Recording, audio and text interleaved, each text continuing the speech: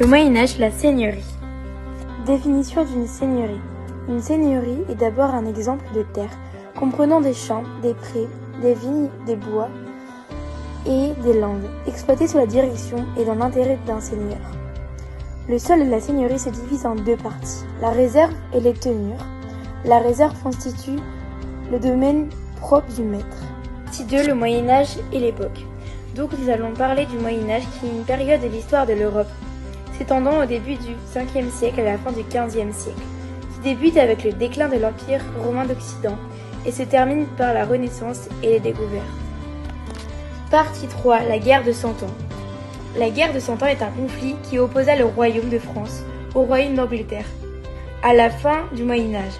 Elle commença en 1337 lorsque le roi d'Angleterre réclama la couronne de France et se termina en 1453 par la victoire française. Elle s'étala sur plus d'un siècle, mais fut entrecoupée de périodes de paix. Partie 4. L'agriculture au Moyen-Âge. Dernière partie. L'agriculture née en Mésopotamie vers 9000 avant Jésus-Christ. L'agriculture au Moyen-Âge était une révolution. Les artisans utilisaient le faux pour couper le blé, la faucille pour couper l'herbe, la hache pour couper le bois, le fléau pour battre les céréales, la houe pour retourner la terre, la fourche pour remuer la paille, ou l'herbe et le couteau pour couper des petites choses.